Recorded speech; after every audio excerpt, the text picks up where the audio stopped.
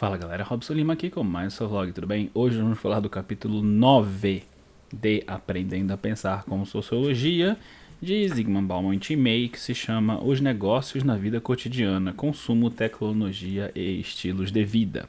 Se você está acompanhando isso pela playlist, onde eu falo de cada um desses capítulos em profundidade, você deve estar estranhando que este capítulo em particular tem toda essa produção e todos os outros não têm. É porque eu tive um problema com o arquivo que eu tinha feito antes e eu só consegui regravar agora isso aqui. Então, toda essa produção nova eu não tinha na época que eu comecei a fazer isso. Se você não está acompanhando da playlist, primeiro, por que não? Segundo, você não está estranhando nada, então esse aviso não foi necessariamente para você. Relembrando apenas que, por definição, esses vídeos da série Aprendendo a Pensar com Sociologia são mais longos, onde eu sento e falo mais em detalhes de capítulo e tal. Então, se você não parecer muito interessado nessa ideia, não tem problema, não te julgo, tá? Você pode ir para outro vídeo, aí na barrinha do YouTube embaixo vai ter sugestões para você do que você pode querer ver aqui no canal, tá? No mais, isso tudo é o aviso. Agora sim, vamos falar do capítulo 9 do livro Aprendendo a Pensar com Sociologia, do Zygmunt Bauman e Tim May. Então, a principal coisa desse capítulo é simples. A relação que a gente tem com a tecnologia se transforma conforme a tecnologia se transforma, certo? Hoje em dia, um fone de ouvido desses aqui, desses Bluetooth, né? Ele quebrou. Eu remendei ele aqui, certo? Por quê? Porque os dois lados estavam funcionando. Mas se um dos lados não estivesse mais funcionando e tivesse quebrado, eu ia ter que jogar fora, porque eu não possuo a expertise, o conhecimento e a prática de reparos em microeletrônica para poder abrir e mexer tudinho. Ok, está funcionando de novo. A mesma coisa do seu carro, a mesma coisa da sua televisão, sua geladeira, sua conexão de internet. E isso é apenas um exemplo, certo? Porque a nossa relação enquanto sociedade, enquanto tecnologia, é uma coisa muito mais mediada agora, muito mais distante, certo? Então, o Bauman e o May começam a pensar especificamente na questão de estilos de vida. E é aqui que eu acho que as coisas ficam bem interessantes, tá? Porque, olha, o link entre eu não sei consertar aquele fone lá atrás sozinho, certo? Então eu preciso comprar um outro. Certo? Isso é uma necessidade que é, de certa forma, artificial, porque se eu soubesse consertar aquilo, eu não teria necessariamente que comprar outro, ok? Se eu tivesse as ferramentas, se eu tivesse conhecimento, se eu tivesse a capacidade de fazer isso. Beleza.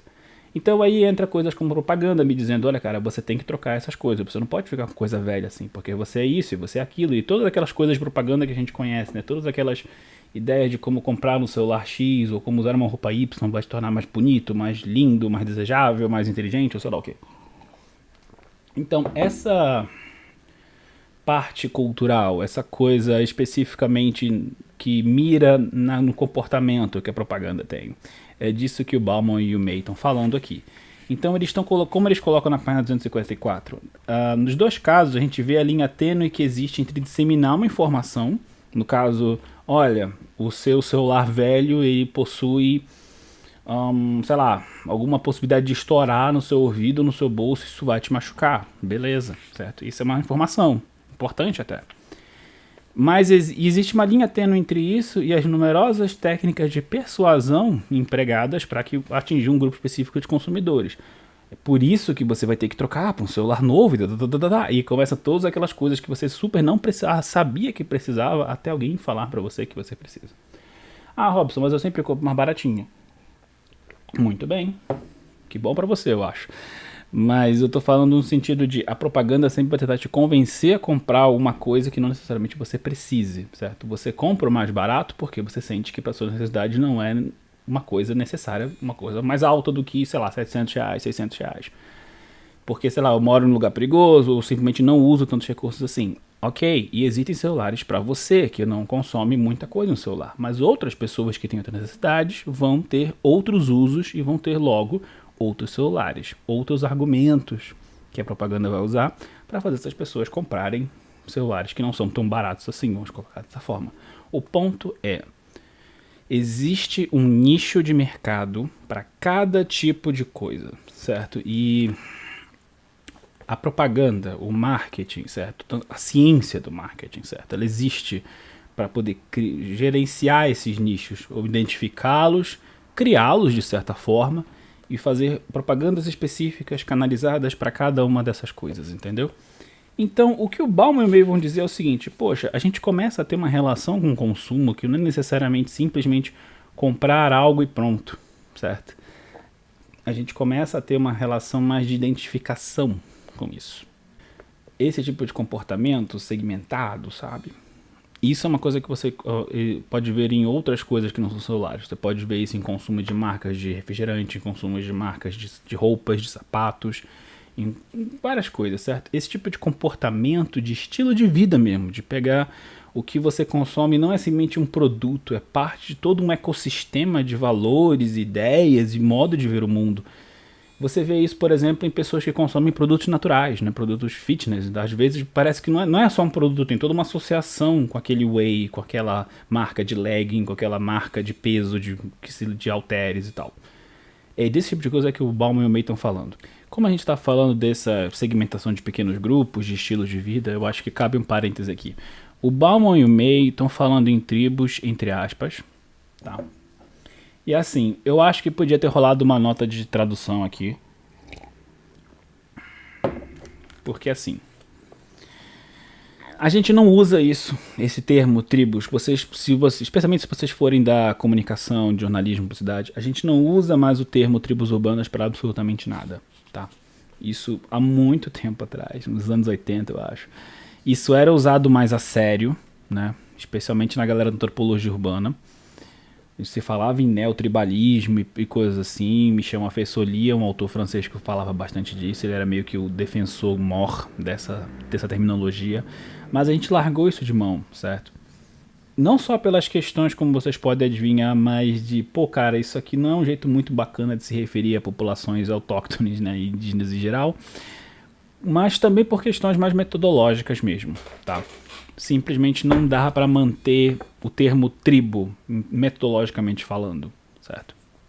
Então, Bauman e May vão colocar tribo aqui entre parênteses, tá?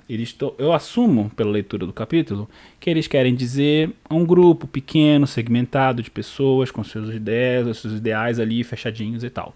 Então, quando vocês lerem tribo aqui, pensem nisso, tá? Mas tenham em mente que existe bastante coisa problemática aí no meio, tá?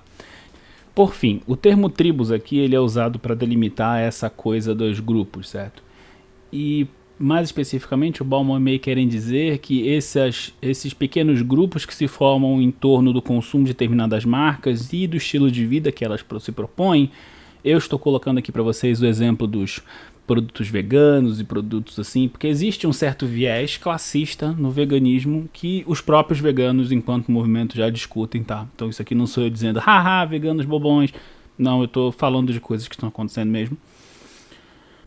O que o Bauman e May estão apontando aqui com essa coisa de tribo é querer dizer, olha, esses grupos, eles, vamos dizer assim, eles são fechados em si, eles têm essas ideias em comum, mas o que hoje em dia vai tornar realmente alguém pertencente ou não a um grupo X é o consumo desse grupo, certo? E especialmente pra galera aí que é mais adolescente, por exemplo. Você não pode só gostar de K-pop, você tem toda uma lista de grupos que você tem que ouvir e você tem que saber, não sei o que. Existe toda uma dinâmica da galera que ouve essas músicas e que realmente curte e tem todo um estilo de ser, especialmente online, mas não só online, que é associado ao consumo da música desses ídolos coreanos, desses ídolos japoneses. Não importa a musicalidade, somente a musicalidade, importa você ouvir e ter todo aquele sistema, aquele ecossistema de valores e de consumo de mercadorias específicas, de camisas ou de vídeos e não sei o que, associado com isso. A mesma coisa, o pessoal, por exemplo, de bandas de heavy metal em geral também tem muito isso. Você tem que ter a camisa certa, você tem que ouvir a música certa e você tem que curtir a música batendo a cabeça do jeito certo. Esse tipo de coisa é bastante comum, tá? E por fim, a questão toda é que quando você coloca a identidade de algo, pertencer a um grupo vinculado ao processo de consumo de mercadorias específicas, você está em tese fazendo, todo mundo é igual, contanto que você se vista dessa forma, que você ouça música, que você coma essas coisas, você é um de nós. Mas na prática não é isso. Pois o sistema econômico atual, o capitalismo, na sua forma contemporânea, é necessariamente algo que envolve que uns tenham algo e outros não tenham, porque essa é a base da estrutura, certo? A desigualdade, o desequilíbrio e a inequalidade, né? Eu estou criando esse termo, enfim. Isso é fundamental para o sistema, certo? Então, quando você coloca o seu pertencer a um grupo a esse sistema que já é desigual, você não tem como realmente pertencer e continuar pertencendo a um certo grupo sem uma certa dose de angústia, sem uma certa dose de peso econômico, até, vamos colocar assim, porque afinal de contas você precisa continuar, né, consumindo aquilo ali para ser parte do grupo. Então, consequências mais sociais, mais psicológicas até, podem ser traçadas a partir desse ponto da pertença desses tribos, muitas aspas, atuais, né?